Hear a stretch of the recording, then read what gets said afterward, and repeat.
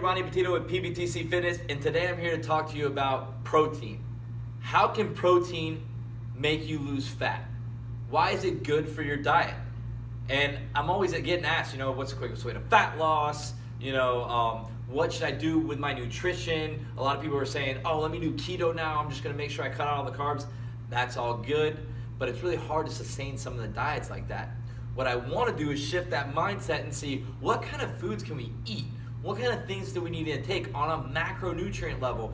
Protein, carbs, fats. What's the best one to take more of? And why should we really put protein at the pedestal of that?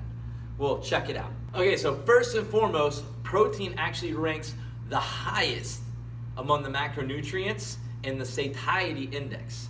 Everybody's like, what the heck is the satiety index? Well, the satiety index actually gives us a good description of what foods make us feel fuller compared to how many calories they have. So when you go to macronutrients, if you're talking about fats, carbs, and protein will make you the fullest out of all three and most likely has the least calories. So obviously we can think, well, this is a good thing. We intake protein and guess what? We're full for longer. If we're full for longer, we're eating less. If we're eating less, we're losing fat and probably losing weight as well. But as we talked about, fat loss and weight loss aren't the exact same things. But if you are in a calorie deficit, you are going to be losing fat. And being that protein ranks the highest in the satiety index among all three macronutrients, you definitely need to increase that and put that as a priority over the other two. Now, another reason increasing your protein intake is great for your fat loss is because it has a high thermic effect. Everybody, once again, is looking at the video going, what the heck is thermic effect? We're just throwing different definitions out there. Thermic effect is related to foods and drinks and stuff like that, but mainly foods, about how your body reacts to it when you intake it. So when you eat something, your body actually uses energy to digest it, right? To actually eat it. As soon as we start eating, in our mouth, carbs actually start digesting then. But how much energy do we need to use to digest the food, to absorb the food into our system, and to dispose of it, to get rid of it, go to the bathroom? And actually protein, once again, ranks highest among the thermic effect for the macronutrients. It's actually hard for our bodies to process that protein. So in order to do it, we incorporate all this energy. Our body uses a ton of energy to just digest the protein. And then we gotta absorb it, and then we gotta excrete it. So, and I know a lot of times it's funny because I'll be at home and, at nighttime, my fiance Tay will be like, hey, you are really freaking hot. Like, she can't even be under the covers. And that's because I'm giving off so much heat because I'll take that casein protein right before I go to sleep. And since my body's trying to break down that protein, it's a slow breakdown protein at night. If anybody knows about protein powders, casein is the one that lasts over 8 hours. So I'm taking that before we go to bed at night, and she's sweating like right next to me because I'm so freaking hot. I'm giving off all this thermic effect from my body, this exothermic reaction, because my body's trying to break down this protein that I'm drinking right before I go to sleep. So it has a big thermic effect, and obviously if your body's using all this energy, what are we doing when we're using energy, guys? We're burning calories. We want to lose fat, we want to lose weight, boom, there it is.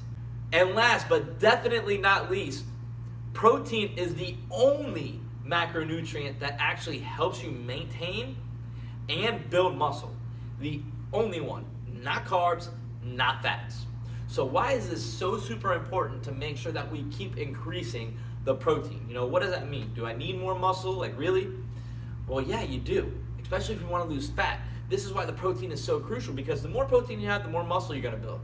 The more muscle you build, the higher your metabolic rate goes. So your basal metabolic rate, how many calories you're burning at rest, that rises. The more muscle you have, the higher that goes.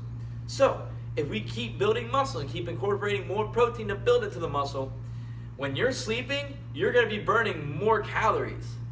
Like, if you're only burning 1,000 calories when you're at rest now, you build more muscle, you're burning 2,000 calories at rest or 1,500 calories at rest, guess what? You add that on top of your workout, that's like 400, 500 calories burnt throughout the day. Now you got 2,000 calories burnt, maybe even a little bit more, And now it's easier with your diet. It's easier to put the right things in. It's easier, man, I worked hard. I burned this many calories today, and I've only taken this many. And now you're at that calorie deficit. Now you're really losing fat. And that's what we're looking for. This is why we need to increase our protein intake into our diet. Yeah, it's okay to have carbs and fats. Yeah, it's okay to have some other things in moderation. But for the main thing, with every single meal, just like vegetables, because vegetables are great for you, with every single meal, incorporate that protein, please. It needs to be in the diet. We need to build the muscle mass. We need to get our bodies working efficiently, and we need to start burning that fat off. Now you're sitting here looking at me going, all right, so what do I need to take as far as protein goes? Like, what are some ideas? Well, here are some ideas right here, okay? Check it out. You got chicken, beef, fish, protein powder, eggs. I mean, we can go on and on. Poultry, turkey. You know, it's nonstop. So it's really, you got to figure out what you like the best and start incorporating that more into your workout. Now, as far as protein powder goes, don't rely on just protein powder. We need real food. We can't just have a liquid diet. So protein powder after you work out, protein powder before you go to bed. Obviously, those are two different types of proteins. Isolate after you work out, casein before you go to bed. But that's really the times I'm thinking about using the protein powder. Other than that, I'm eating quality whole foods that my body is going to respond to efficiently and is actually going to fuel my system and give my body the ability to burn those calories and create that fat loss that we want. I hope everybody enjoyed the video and really understands the basis behind it and the macronutrients and the protein. If you have any questions about it, don't be afraid to ask. And if you have any questions on anything else in the future, send that in as well. And oh yeah, if you enjoyed the video and helped you out, subscribe, guys. I appreciate it. Until next time.